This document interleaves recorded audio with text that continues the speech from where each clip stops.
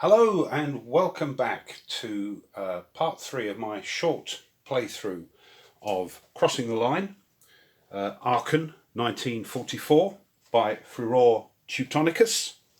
I'm thoroughly enjoying myself. What I'll do is, I didn't want to do a complete playthrough of the scenario because that will take for ages and my tactics aren't great. What I'm hoping to do with this short playthrough is to give you an idea how the game works and inspire you to maybe go and give it a try yourself and play it far better than I ever could. So what we'll do is we'll throw now for initiative. The Americans are up on the what's name thing there. They get a +4. So let's see who wins. They get a +5 actually because they've got the interdiction. And they win easily. A 9 and 2 for the Germans. So we'll turn that back over. What we're going to do, I think what we'll do, as we've not moved them, is we'll give the old big red one a go. We're going to move them up to the Siegfried line, and then see what the reaction of the Germans is. There is a way to break through. We can get across, but we are fighting across these things. There is a way through here, through the woods. So we'll see what we do. Let's see what action points we get. Now, they are on number 7. We haven't moved them yet, so they're right up. I don't know if you can see that. Right up on number 7 here. There's their little counter there. So, let's roll and see how many action points we get. We throw a 9. Lovely. So on number 7, 9, I think, yeah, no, that's 7. Yes, 7 action points. So we'd be able to do a lot of movement. But unfortunately, they can only move 2. Being an infantry formation, they can only move 2. Now, under here, excuse me, is their headquarters. And that headquarters has a command range of 15, so we're fine. Now there is a movement thing which leg units can do. If I can find it, let me just find it for you. Yeah, here we are. It's increased movement allowance of leg units. Combat units classified as leg units have their movement allowance increased by 2 if they do not move adjacent to an enemy unit during the entire movement action. So you can't sort of, I think that's what it means. I'll use 3, not 4. I think you've either got to use your 2, which these are, or 4. But you mustn't end up, so we can't end up along here, for instance, because we'll be in zones of control of the enemy. Yeah, mustn't move adjacent. So bearing that in mind, we'll move this up to 7. And we'll move that down to 6, excuse me, leaving the cross there. So, let's start moving. 1, 2, 3, 4. Can't use that, I've got to use the 2. We can move these back, these ones back here. Let's just make sure, I think for leg units, doesn't matter really what they're going through, apart from streams and dragon's teeth and all that sort of thing. They're all 1, so we can move wherever we like. So I'm going to use the extended movement allowance for this one and move 4. 1, 2, 2.5, 3, 4. Look at that. Not adjacent. So that's 1. Excuse me. We'll do the same. That's the headquarters. We'll do the same with this one. 1, 2, 3. Oh, no. I wonder what would, again, we could sort of move around here, do a flank, but again, they've only got 2, and it will take forever to get around there. There's no roads or anything. So we've got to do a frontal assault here. Look at me. Right. 1, 2, 3, 4. Let's move that down. 1, 2, 3, 4. That's that. 1, 2, 3. Can't do it. We could do 1, 2, 3, 4, ready to move up next turn or next phase. Oh, move that down. Don't forget your action points. It's easy when you're moving then you think, crikey, how many action points have I used up? But we're playing solo, remember, so nobody will tell on you. 1, 2, 3, 4. 1, 2, 3. We can't have two. We can only remember stacking limits is 2 AFVs, armoured fighting vehicles, 2 of them, and an artillery and an infantry. So we can't stack 2 of those, unfortunately. I suppose it's to do with the amount of men fitting in this hex. 1, 2, 3, 4. So we're all moving up. Got a couple of action points left. Yeah, 1, 2, 3, 4. And last but not least, no, can't move there. There, all right. 1, 2, 3, 4. So that's all our action points. Not a lot going on there. And the Germans are wondering, what are they up to? So, another initiative. The Germans have plus 4, and the Americans, as always, have +1 for their interdiction. So let's see if the Germans react to this. And oh, yes, they do. 5, 6 for the Americans, and 6 plus 4 is 10. So they get the initiative. We turn that back over. So what are these guys going to do? I think what we'll do, these seem to be in a stalemate down here. The armoured stuff seems to be in a stalemate. But up here, the Germans are noticing the big red one advancing menacingly close to the Siegfried line. So I think we'll activate the People's Grenadiers, 526. So we move that down. That's on number, what is it on? It's number 5. So we will see how many action points they get. They throw a 4 on the 5 is 4 action points. Not a great deal. 1, 2, 3, 4. I think what we'll do with those 4 points is use these, which is improved defense. Now, it costs 1 action to put an improved defense on there. I understand. I'm just doubly checking. We can. Oh, we don't want that. Don't want that. Improved defense. Yes, we can do that. Costs 1 action, and what I believe you do is just plop them on top of the unit you want. They're double-sided, so they're on the other side. You've got the American side. So we want 4 of them. 1, 2, 3, 4. And these go on the top, I understand. So what's best? I think these 4 here. 1, 2, 3, 4.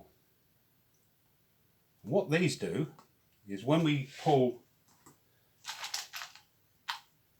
the chits for combat, the Germans will use this extreme right hand side as their multiplier, and they're better numbers because they've got improved defense. Right, that's it. Back to the initiative. Let's see who gets it. Oh, 5 and a 5, but the Americans get the +4 and the 1 for the interdiction, so they win the initiative. We turn over. A little counter back to the German side. Now, what are we going to do? Let's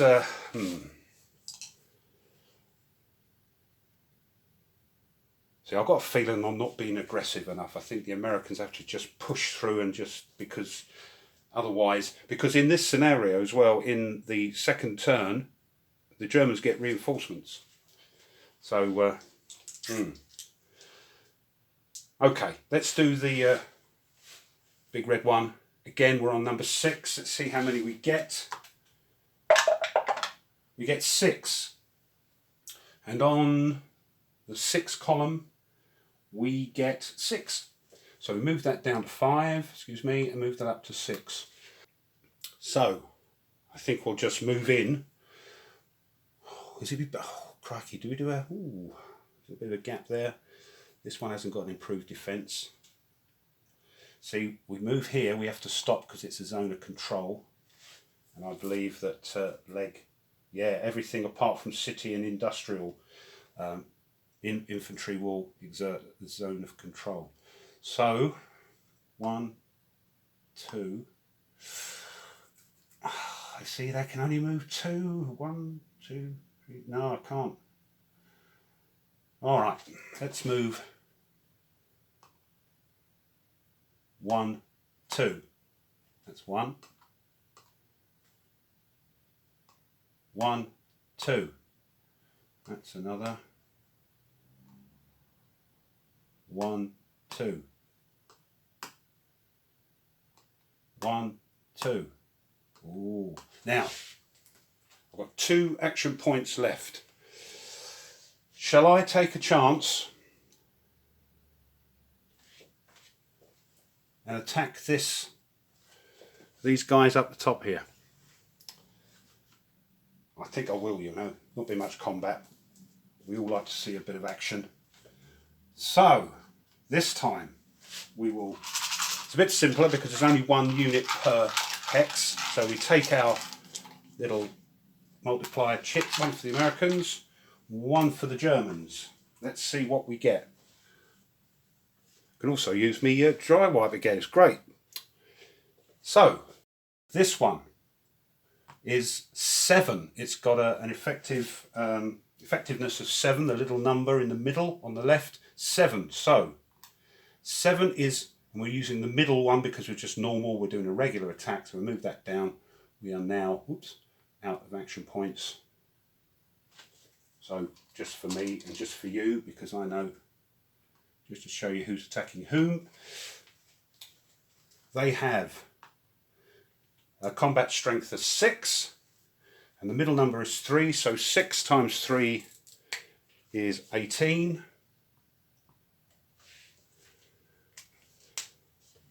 And the Germans are just, they're not in defence, improved defences, so they're just using the normal one, and their effectiveness is only 3. But they have a multiplier of 3, and their strength is 3, so 3 3s are 9, so we've got 18 to 9, which I believe is 2 to 1. So,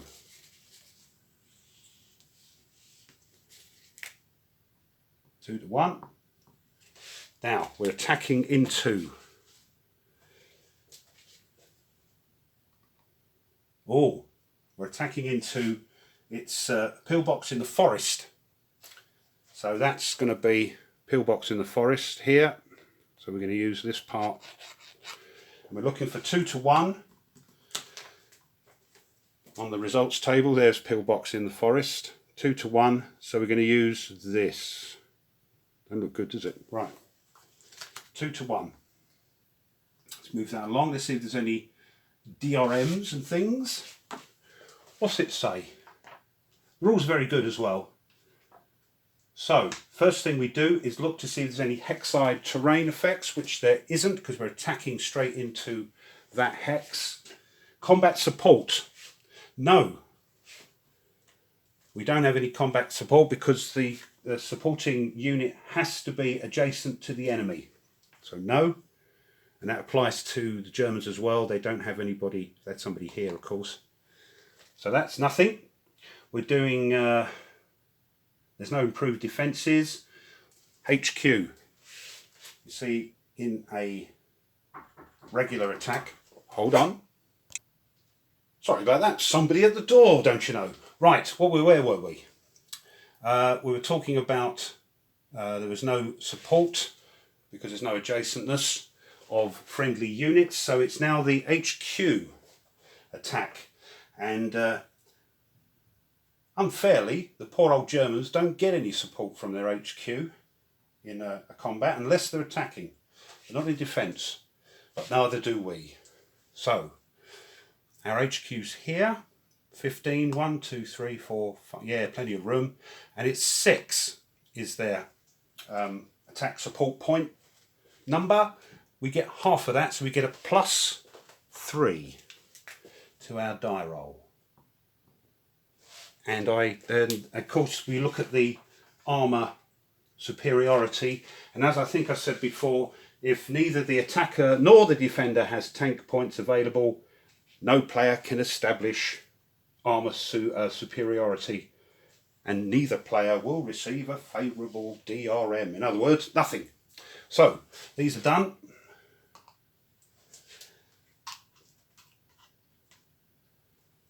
Now we throw the die. Need a goodie. We throw low. Low die throws in this game are bad. High die throws are good.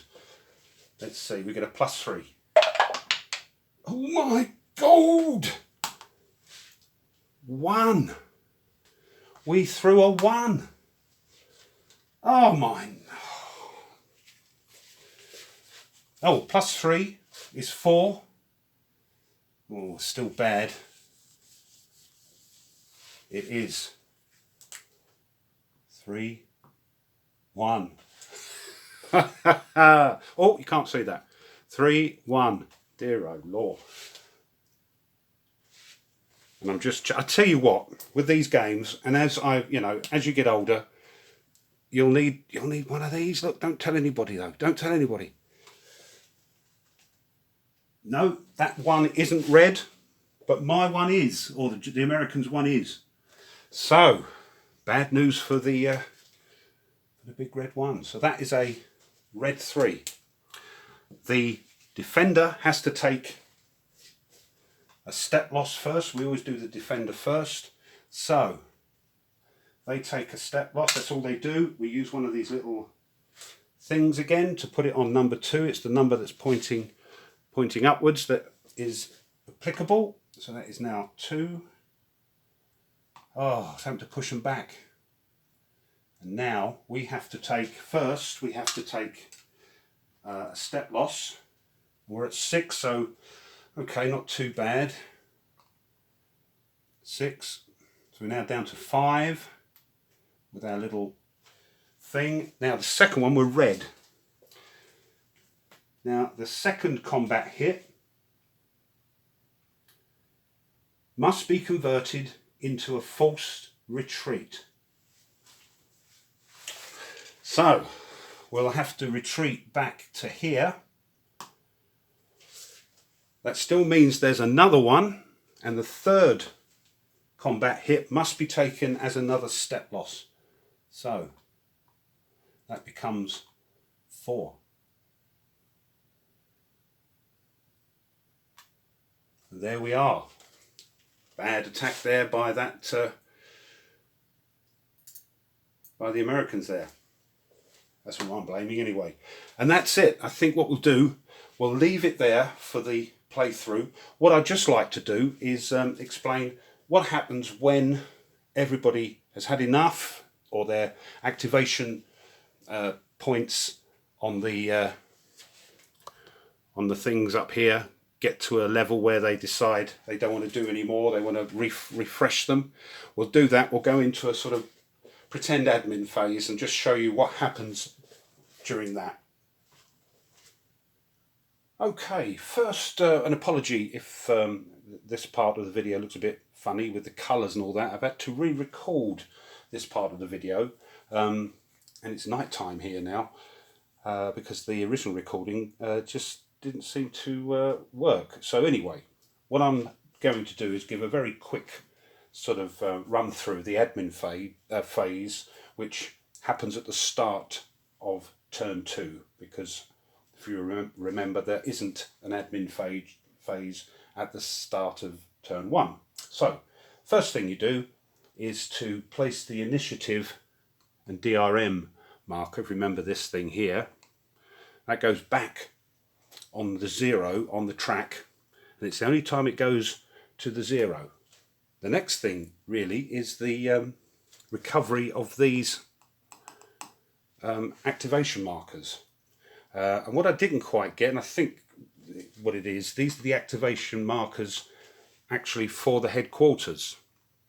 These show you how many sort of activations these can do and give commands to your units. So I found that a little bit confusing, but I think I've got my head around it now. Okay, as you can see, I've used the German, I know the Americans, as you can see they are depleted slightly, so we've got to do what's known as the recovery segment, and for that we use this part of general chart B. Where are we? There we are. HQ recovery, it says. Now before we do that, we've got to make sure that all the HQs are in fact in supply. It's not flipped over. If it is, we can flip it back. But as you saw, all our HQs were good. So what we do then is to look at each marker, and then here you can see, depending on its value, this is how much it goes up. So for, say, this one, you can see hopefully there's a 7 on the left hand side. So 7 on the chart here says +5. So it goes up from here 1, 2, 3, 4, 5, and is in fact at full strength. Remember also that this number tells you the maximum number of activations it can have, and 7 is the maximum. This one is only 4, and on the chart you can see that it only goes up by 2. So even though it's got a maximum of 4, it can only go up to here.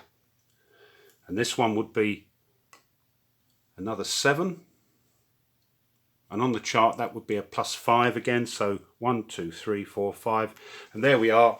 We've recovered our activation markers. The next thing you do is to reset the interdiction level, which, if you remember, is this little ting here, and that's done with a die throw on this chart here. Depending what game turn it is and what you throw, it shows you what the interdiction level is. As the game turns go on, the interdiction level gets worse and worse for the Germans. So we threw an 8, and on turn 2 you can hopefully see that that is a 1, so it's still on 1. The reason you do this as well is because that dictates how much the Germans will recover. So if we replace these just to show you as examples, here we are, we'll leave it there. We now use the same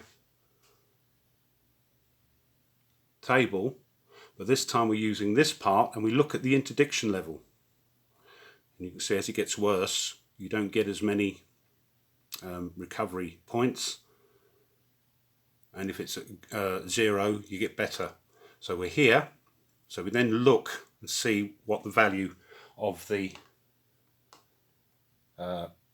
marker is, and on this one it is 5, and 5 on here, as you can see, is a movement up of 2, I think. So it goes from here to here, and it's at its maximum actually. This one is a 4, and on here a 4 is only 1. So then he goes up to the 1. And lastly, this one's a 7. And on here it says up 4. So 1, 2, 3, 4. This can go up to 7. But because, as I said, I think I said, the recovery for the Germans isn't as good as the Americans. So it is, as I say, prudent sometimes for the Germans to finish their turns early so they can finish at a higher level here and therefore get a higher level for the next turn to maybe do a strong attack or something like that, or a strong defence. Right, after that we have things like, that was the main thing I wanted to show you, things like AutoRefit. So if it's been disrupted, that's something I didn't show you actually, was a unit that is disrupted. Here's a unit, here's a tank unit, and on the other side of it has a little stripe through it and a D on the right hand side at the bottom. That tells you it's disrupted. It's not as powerful and can't do many things at all. If it is disrupted, it is now in this part of the admin phase turned back and is ready for service again. Another thing that happens is that some units can be assigned to another formation. Units of one formation can be assigned to another formation. For example, tanks from the 3rd Armoured can be assigned now in this part of the admin phase to the 1st Infantry, which may help them if they're going to be pushing through, for instance, through the Siegfried line and things like that. That's all explained in the rules. Replacements happen here now. The US again get a better deal out of this. The US get 2 replacement points, as they're called, for infantry, 2 replacement points for armoured infantry, and 3 replacement points for tanks. And what that allows them to do is take that amount of number off. Do you remember these? So if it was had 3 hits on a tank, for instance, you could completely remove that and the tank would be at full strength. The Germans, unfortunately, have to cannibalise some of their units to replace stuff in units they want. So they don't actually get new reinforcements in, they have to use reinforcements from other units, cannibalise them. But again, that's all in the rules. And the last thing really is reinforcements and withdrawals occur in this part of the admin, in the admin phase. So as you're looking at the scenarios, it will tell you when reinforcements or withdrawals occur, and this is when it happens. So watch out for that. As I say, in this scenario, scenario 2, there's a big whacking division of Germans coming in turn 2. Hope that's been of help. And that's it really, that's all that happens in the admin phase. As I say, I hope you've enjoyed this little short playthrough of this game, Crossing the Line, Aachen 1944 by Furor Teutonicus. And I hope you've enjoyed the videos as well, and if you have, please consider subscribing and pushing the bell. And I hope it's inspired you maybe to go out and get this game. It is a good looking game. It's a pretty game as well, if that's a term we can use as wargamers. So, until the next time, you all take care and goodbye.